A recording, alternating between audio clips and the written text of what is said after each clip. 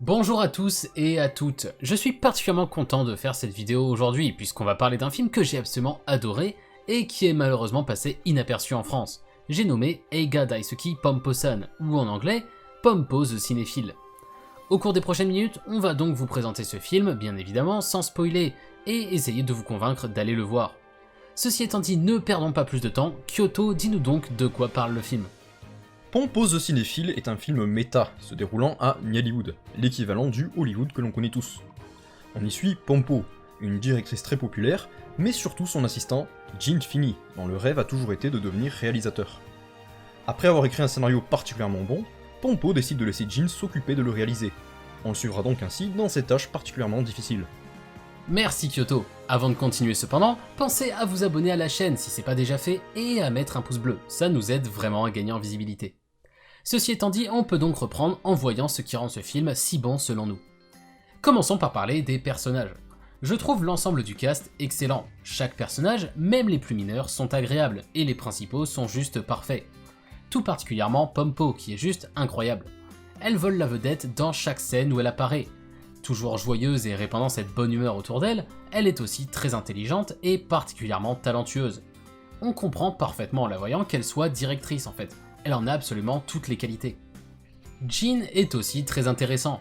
Jeune homme plein de rêves, il a toujours été renfermé sur lui-même et plutôt du genre à se laisser marcher dessus. Mais justement, contrairement à ce qu'on pourrait croire, il a aussi son propre caractère et n'hésitera pas à faire entendre son avis quand il le faut.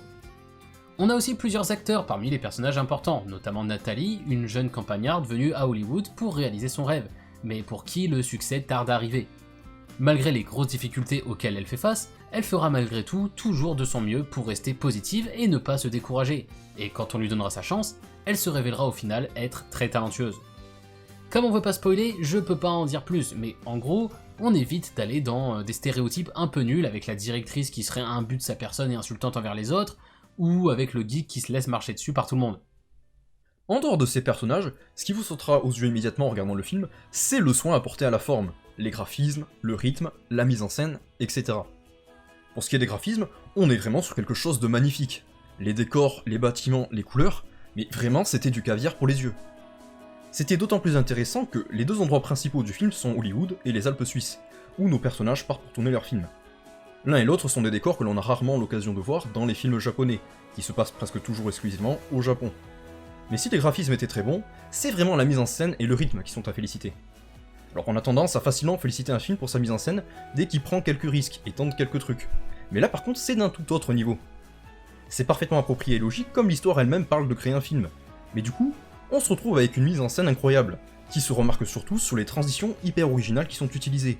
Des timelapses, des petits montages du temps qui passent en rythme avec une musique, des écrans découpés, des transitions sur un livre qui s'ouvre et coupe l'écran en deux, d'autres avec des essuie-glaces qui viennent essuyer l'écran. On a vraiment un très grand nombre de ce genre de transitions hyper originales, et ça a aidé vraiment à rythmer le film. Et du coup le rythme, parlons-en. Dans le film lui-même, Pompo explique qu'elle n'aime pas les films longs, et que les réalisateurs devraient chercher à toujours limiter leurs œuvres à 1h30, en enlevant tout ce qui peut être enlevé, surtout à notre époque où les gens ont de plus en plus de difficultés à rester concentrés longtemps.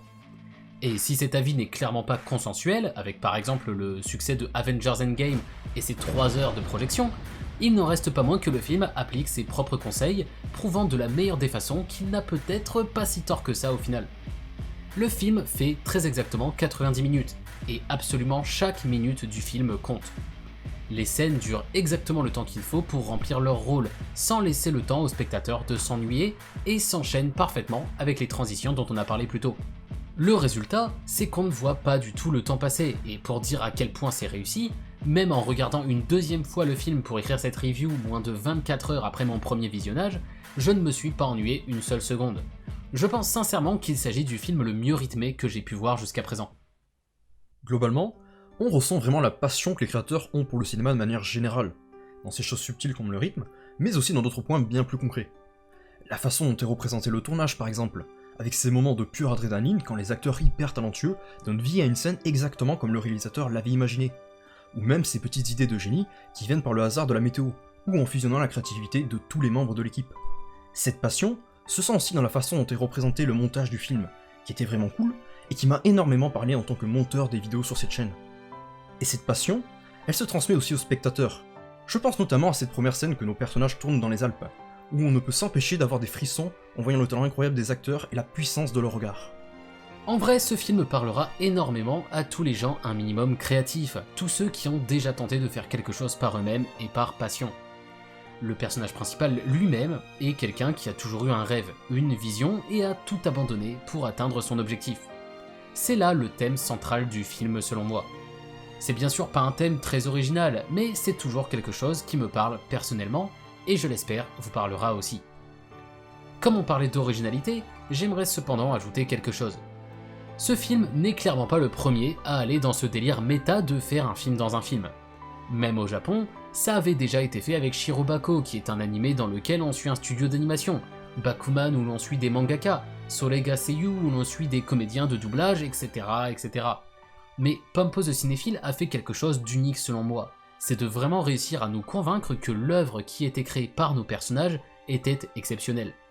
En voyant ce film, on peut tout à fait croire au fait que Meister, le film réalisé par nos personnages, serait un très grand film s'il sortait vraiment. Et c'est d'ailleurs assez triste, puisqu'au final on a vraiment envie de le voir, mais que c'est malheureusement impossible.